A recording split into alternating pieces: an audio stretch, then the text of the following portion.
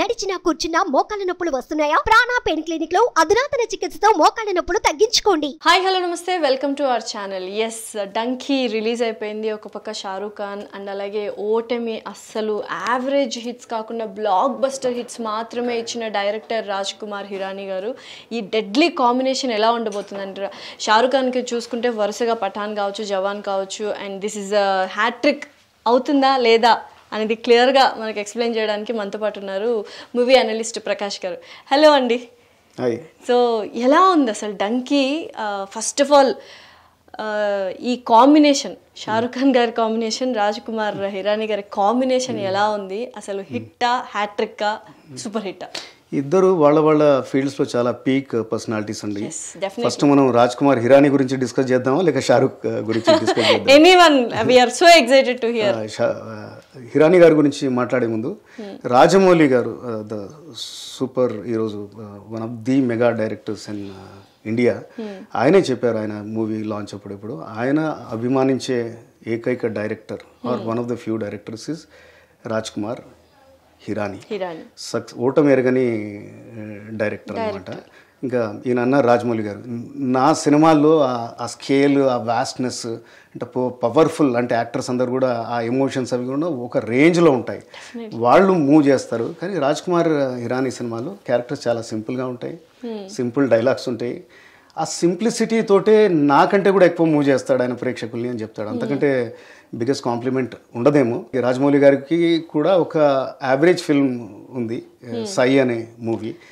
కానీ ఇతనికి ఆయన 15 yearsలో 5 movies బ్లాక్ బస్టర్స్. ఇది మున్నాబాయి 1, మున్నాబాయి 2, దెన్ 3 Idiots, పీకే, సంజు 2018. So 100% success rate. ఇప్పుడు 5 ఏళ్ల తర్వాత ఈ సినిమా వచ్చింది. సో దీంతో అంటే I just give it away, it's also a blockbuster. ఆయన రెప్యుటేషన్ ఏదైతే ఉందో చాలా సేఫ్గా ఉంది. This will be a bigger blockbuster than all the previous 5 movies.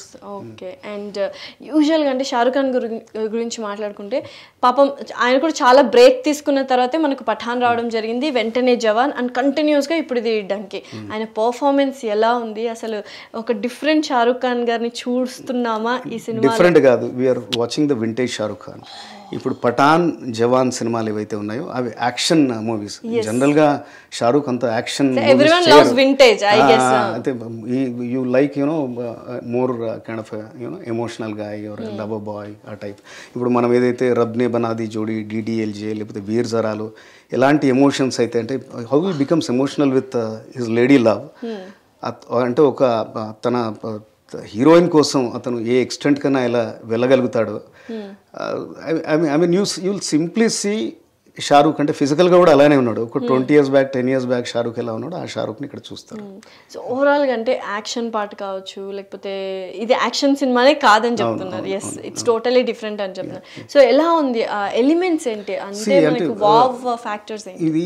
ఇది రేర్ కాంబినేషన్. ఒక టెరిఫిక్గా ఎమోట్ చేయగలిగే actor with such a fan base and one of the అంటే ఓటమి ఎరగని డైరెక్టర్. రాజ్ కుమార్ హిరానీ స్పెషాలిటీ ఏంటంటే కామెడీని, ఎమోషన్స్ని సమపాలలో ఆయన బ్యాలెన్స్ చేస్తూ ఉంటారు. సింపుల్ డైలాగ్స్ తోటి సమ్ మెసేజ్, అంటే ప్రీచీగా ఉండదు, ఓ సటిల్ మెసేజ్ని ప్రేక్షకులకి రీచ్ చేస్తారు. ఫర్ ఎగ్జాంపుల్ మున్నాబాయి 1 and 2లో పేషెంట్ని ట్రీట్ చేయడానికి స్కిల్, మెడిసిన్, ప్రొఫెషనలిజమే కాదు, మీకు మనసు పెట్టి పేషెంట్స్ని ట్రీట్ చేయాలి. సో దాన్ని ఈయన క్యారెక్టర్స్ కూడా సింపుల్ ఉంటారు. ఒక గ్యాంగ్స్టర్ ఉంటాడు, ఆడుతూ పాడుతుండే గ్యాంగ్స్టర్. ఆయన ఒక డిఫరెంట్ సిచ్యువేషన్లో ఉంటాడు అనమాట. ఇక్కడ సింపుల్ హీరోస్ కొద్దిగా కాంప్లికేటెడ్ సిచ్యువేషన్లో, అంటే గ్యాంగ్స్టర్ కాలేజ్లో ఎలా ఉంటుంది అనే దాన్నే వెనకాల స్టోరీ రాసుకుంటాడనమాట. సో ఇక్కడ కూడా డంకీలో కూడా is a simple Saul. Okay, so తను ఏంటంటే ఇది బేసిక్గా డంకీ గురించి మాట్లాడాలంటే చాలామంది ఇది కూడా అడుగుతున్నారు, వాట్ ఈస్ డంకీ అని. Definitely, what is donkey? Donkey అంటే డాంకీ రూట్ అంటారు. అంటే సినిమా ఓపెనింగ్లోనే వాళ్ళు మనకు చెప్తారనమాట. 1962 దాకా, World War II అయ్యాక బ్రిటన్ ఇలాంటి వెస్టర్న్ కంట్రీస్లో they was a shortage of man power. వాళ్ళ ఫ్యాక్టరీస్ అవన్నీ నడపాలంటే they needed man power from third world countries. So వీళ్ళందరూ అక్కడికి 1962 దాకా బాగానే వెళ్ళారు, బాగా సెటిల్ అయ్యి they were doing well. So అప్పుడు మన కంట్రీ ఎకానమీ అంత గొప్పగా లేదు. సో పర్టికులర్గా పంజాబ్ లాంటి స్టేట్స్ నుంచి చాలామంది, you can see them in Canada, Great Britain, then Africa or in US. Okay. So 1962 తర్వాత ఈ వీసాస్ అని ఆపేశారు. కానీ ఈ జనాల్లో ఏదైతే ఆస్పిరేషన్ ఉందో మంచి లైఫ్ కోసం, దానికోసం తెగించి ఇల్లీగల్ ఇమిగ్రెంట్స్గా ఎలా వెళ్తారో ఆ జర్నీనే డంకీ అంటారు. ఓకే. సో దాని నుంచి వచ్చింది ఇట్స్ లైక్ డంకీ. సో ఇలాంటి strong subject Shah Rukh Khan hero and ఈయనకుండే ఈయన మెస్మరిజం, ఆయన టెంప్లెట్ ఏదైతే ఉందో, అంటే డైలాగ్స్ కూడా చాలా భలే ఉంటాయి అనమాట, చాలా సింపుల్గా రాస్తారు.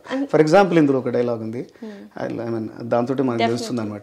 అంటే మనీ డజన్ బై హ్యాపీనెస్, డబ్బుతోటి మనం సంతోషాన్ని కొనలేము కానీ డబ్బుతోటి అయితే ఆలూ పరాటా కొనవచ్చు అని అంటాడు అనమాట.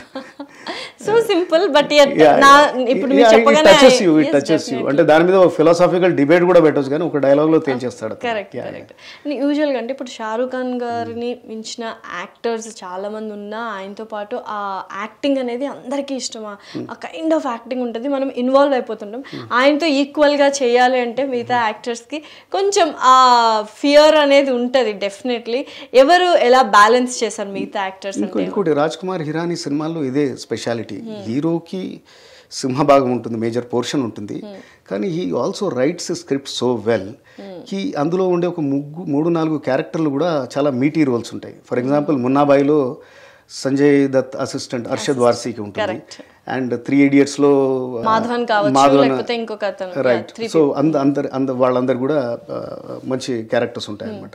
ఇక్కడ కూడా Taapsee who is the heroine, then Vicky Kaushal పర్టికులర్గా ఈ ప్లేస్ క్యామియో, కానీ అతను చేసిన హాఫ్ అన్ అవర్ మట్టుకు హీజ్ ఎ షో స్టీలర్ అనమాట. So there is one more person, I forgot his name.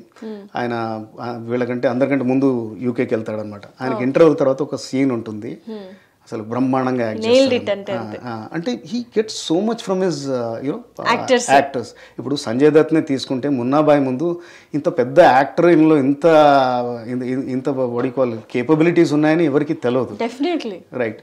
And what I see is Hirani సక్సెస్కి కారణం ఎప్పుడైతే 100% అన్నాను, చూడండి 20 yearsలో జస్ట్ మేడ్ 6 movies. ఆయన స్ట్రెంగ్త్ అంతా రైటింగ్లో ఉంటుందన్నమాట. ఆయన ఒక స్టోరీ రాయడానికి అంటే ఈయన స్టోరీలో సోల్ ఉంటుంది. సోల్ అనేది ఒక 2 నెలల్లో 3 నెలల్లో రాయలేమన్నమాట. So he takes about 2 to 3 at least 2 years on the script. So writing strong part, అలాగే ఎడిటింగ్ కూడా. ఈయన ఎడిటర్ గతంలో, ఇంతకుముందు డైరెక్టర్ కాకముందు he was an ad film maker, then editor. Vinod Chopra తోటి ఆయన సినిమాలకు ఎడిటర్గా పనిచేశాడు. ఫస్ట్ 3-4 ఫిల్మ్స్కి విధువే ప్రొడ్యూసర్. సో ఈ రెండు, ఈయన రైటింగ్ అండ్ ఎడిటింగ్ అనేది సినిమాని అట్లా అంటే గట్టిగా గ్రిప్పింగ్గా చేస్తాయన్నమాట. సో ఓవరాల్గా ఏం చెప్తారు డంకీ గురించి? డంకీ గురించి చెప్పాలంటే మీకు ఇంటర్వెల్ వరకు, జస్ట్ బిఫోర్ ఇంటర్వెల్ దాకా అది కామిక్ రైడ్ ఉంటుందన్నమాట. విపరీతమైన మంచి కామెడీ. ఇంటర్వెల్ ముందు Bomman Irani, he plays amazingly well. Raj Kumar Hirani సినిమాల్లో బొమ్మన్ ఇరానీ కంపల్సరీ ఉండాల్సిందే. ఈయన ఒక అరగంట సేపు ఆయన ఒక ఇంగ్లీష్ ట్యూషన్ క్లాసెస్ నడిపే ప్రొఫెసర్గా అంటే కోచ్గా ఉంటారు. అమేజింగ్లీ అసలు, అంటే థియేటర్లో అందరూ పడి నవ్వుతారు. ఇంకా ఒక సీరియస్నెస్ అనేది ఒక ఇంటర్వెల్ 15 minutes ముందు మొదలవుతుంది. సో ఆ ఇంటర్వెల్ బ్యాంగ్ లాంటిది, అంటే ఒక ఓవరాల్ ఎమోషన్ అది కలగజేస్తుంది అనమాట. దాని ఇంటర్వెల్ తర్వాత ఇట్స్ అన్ ఎమోషనల్ రైడ్, మధ్యలో కామిక్ సీన్స్ ఉంటాయి. అంటే ఈజ్ అ మాస్టర్. అంటే ప్రతి ఏ సీన్కి ఆ సీన్ గ్రిప్పింగ్గా ఉంటుంది. థియేటర్లోంచి బయటికి వెళ్ళి వచ్చేసరికి people will be in that ట్రాన్స్లో ఉంటారు. ఇంకా అలా ట్రాన్స్లో ఉన్నాము అంటేనే it is obviously we can say it is super hit. So ఓవరాల్గా పర్ఫెక్ట్ బ్లాక్ బస్టర్ అనమాట. అండ్ ఇది ఏ జోనర్ కింద వస్తుంది అంటే మీరు? జోనర్ అని కాదు, అంటే మెయిన్గా ఈయన యూనివర్సల్ సినిమాలు తీస్తాడు. ఇప్పుడు ఒక డ్రామా, కామెడీ అవి ఇవన్నీ. ఇప్పుడు జోనర్స్ అంటే ఇట్స్ మిక్సప్ జోనర్. నేను ఆడియన్స్ చూస్తే ఇప్పుడు మనకి ఈ మధ్యన వచ్చిన సినిమాలు యాన్యువల్ అంటే ఒక టైప్ ఆఫ్ ఆడియన్స్కి. ఓకే, అదే. అండ్ ఇతని సినిమాలు రైట్ ఫ్రమ్ వెరీ అంటే 10 years నుంచి 60 years 70 years దాకా చూస్తారు. జెండర్ భేదం లేదు. They watch across the countries. And ఈ థీమ్ ఏదైతే ఉందో ఇక్కడ దేశభక్తి కూడా చాలా ఉందన్నమాట. ఇందులో మేజర్ ఎమోషన్ ఏంటంటే మీరు బయట దేశంలో ఉన్న how your heart craves for your own country. So అలాంటి మూమెంట్స్, అలాంటి గూస్బమ్ మూమెంట్స్ చాలా ఇచ్చారు. మధ్యలో షారూక్ 1-2 సీన్స్ ఉంటాయి, కోర్ట్ రూమ్ కానీ అది కానివ్వండి. అంతే దేశం ప్రతి వాళ్ళు ఎక్కడో ఒక డైలాగ్ ఉంటుంది అనమాట. సంతోషం అనేది ఇంత చీప్గా మన దేశంలోనే దొరుకుతుందనే డైలాగ్ ఉంటుంది. So it underlines the story అనమాట. సో ఇలాంటి పిక్చర్ని ఆయన అంటే జర్నల్స్ తోటి సంబంధం లేకుండా I think it will be very bigger hit in overseas, US, Canada, Australia ఇట్లాంటి. అమేజింగ్. నిజంగా మీరు ఇప్పుడు చెప్తుంటే foreign country crave for India అనేది, every Indian who is staying in foreign everyone will crave for India. తప్పకుండా rating అయితే అడగాలి. చాలా తక్కువ ఇస్తాను, 4/5. డెఫినెట్లీ ఇది 4/5, 4.5/5. అంతేనా? 4.5. 5కి 4.5 అంటే నిజంగానే మామూలుగా ప్రకాష్ గారు మ్యాక్సిమం చాలా తక్కువ స్కేల్ రేటింగ్ వేస్తారు, బట్ 4.5 ఇచ్చారంటే you can all guess. And excitement కూడా చూడొచ్చు ఎంత బాగుంది డంకీ అనేది. So definitely you people go and watch with family, with friends, everyone. Thank you so much. Thank you అండి. థ్యాంక్స్.